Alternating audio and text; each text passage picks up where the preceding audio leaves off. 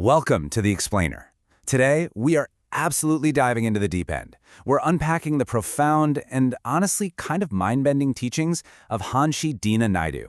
You already know he's a master of martial arts and spirit-mind awareness, but today we're zeroing in on his fascinating framework regarding consciousness, the soul, and literally the fundamental nature of reality itself. So let's get right into it. We're kicking things off with a pretty massive, provocative claim from the source text.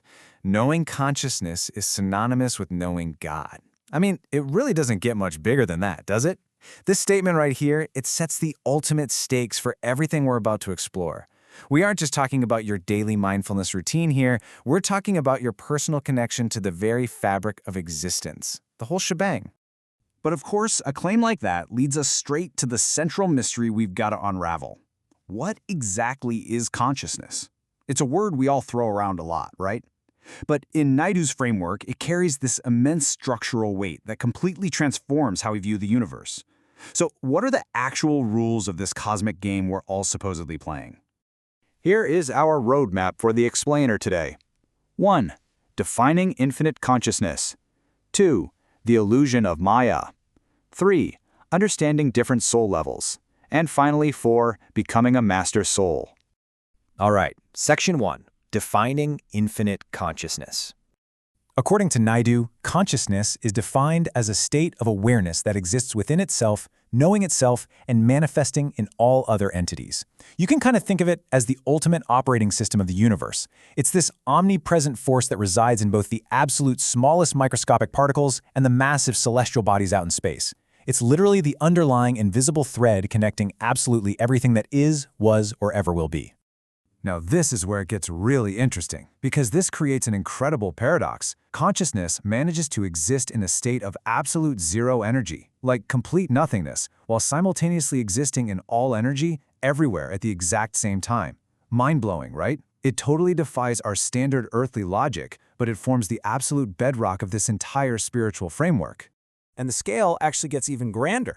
The source posits that infinite consciousness actually created God. It's the ultimate source code from which God, the Trinity, various deities, and literally all existence are generated out of itself.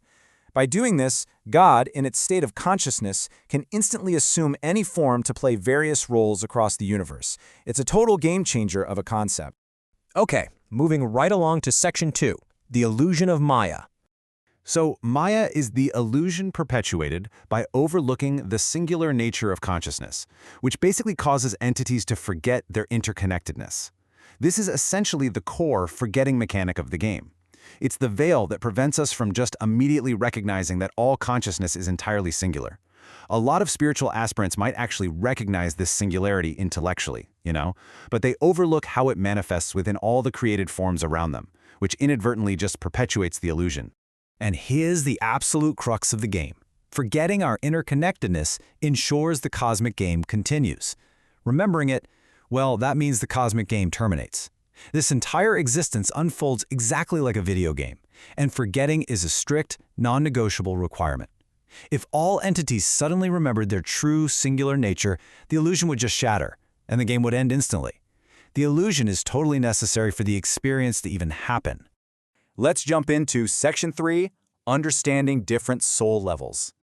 To play these different roles within the illusion, consciousness actively adjusts its vibrational frequencies. It scales from this sort of dullness in lower life forms, evolving into partial self-awareness in certain entities, all the way up to heightened spirituality in evolved souls. The singular consciousness simply tunes its frequency up or down, depending on the specific vessel and purpose of the entity it's currently inhabiting. But there is a super vital distinction to be made here. Discerning these soul levels is strictly about knowledge, not judgment. Divinity remains perfectly unified in all consciousness. Naidu emphasizes that recognizing these varying levels in daily life through divine revelation is purely for understanding each individual's unique role in the overarching journey. There is zero judgment attached, because underneath all those varying frequencies, the divine consciousness remains completely equal. And that brings us to Section 4, Becoming a Master Soul. Mature and teacher souls have evolved through a very deliberate, sequential process. It requires undergoing rigorous education over numerous lifetimes and ages to gradually lift that veil of Maya we talked about. This eventually leads to the ultimate remembrance of their interconnectedness, and finally, a true comprehension of the workings of infinite consciousness. It's definitely not an overnight shift. It's a gradual, highly intentional dismantling of the illusion. Now, as cosmic and grand as all of this sounds, the philosophy actually offers a really profound, beautifully grounding reminder. Whenever humans interact with their physical environment, they are physically touching consciousness. It is all around us. You don't have to look deep into the cosmos to find it. This grand spiritual evolution begins simply by interacting mindfully with the tangible, everyday world right in front of you. Because that environment, it's made of the exact same consciousness you are. Which brings us to the end of our explainer.